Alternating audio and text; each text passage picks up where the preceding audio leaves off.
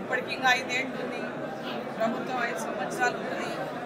తప్పకుండా భవిష్యత్తులో పార్టీ ఈ యొక్క జిల్లా అభివృద్ధి కోసం, ఈ ప్రాంత అభివృద్ధి కోసం మరి ఈ అందరూ ప్రజలందరూ ఎన్నుకున్నటువంటి వారి ప్రజాప్రతినిధిగా పార్టీ తప్పకుండా నాకు గుర్తింపిస్తుందని చెప్పి భావిస్తున్నాను. అట్టి కేంద్ర పాలనలో ఉన్నటువంటి ప్రధానమంత్రి నిర్ణయం ఎవరు ఉండాలా, ఎప్పుడు ఉండాలనేది ఆ దీని ప్రకారం నిర్ణయం చేస్తారు.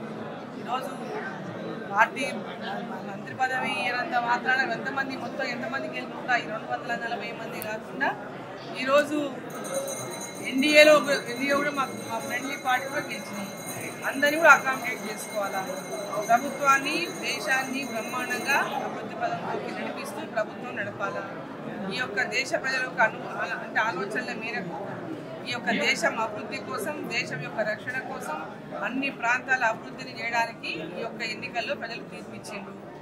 ఆ తీర్పుకు అనుగుణంగా అందరినీ మంత్రులు చేయలేరు కదా, గెలిచిన వాళ్ళందరినీ మంత్రులు చేయలేరు కదా. తప్పకుండా ఎప్పుడెప్పుడు ఎవరెవరికి అవకాశం ఇవ్వాలి, ఏ విధంగా వారి సేవలు ఉపయోగించుకోవాలి, ఏ ప్రాంతాలకు ఏ విధంగా అభివృద్ధిలో తోడ్పడాలనేటటువంటి విషయంలో తప్పకుండా పార్టీ ఆ విధంగా ఆలోచిస్తుంది.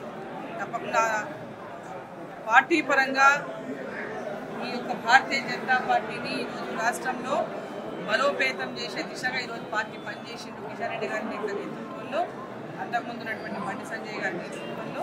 మరి అదేవిధంగా ఎప్పుడు కూడా భవిష్యత్తులో మళ్ళీ ఎన్నికలలో పార్టీని బలోపేతం చేసి ఈ రాష్ట్రంలో భారతీయ జనతా పార్టీని అధికారంలోకి రావడానికి ప్రజలకు కేంద్ర ప్రభుత్వం యొక్క పథకాలన్నింటినీ కూడా వాళ్ళకి చేరే విధంగా అందించే విధంగా పనిచేస్తాం.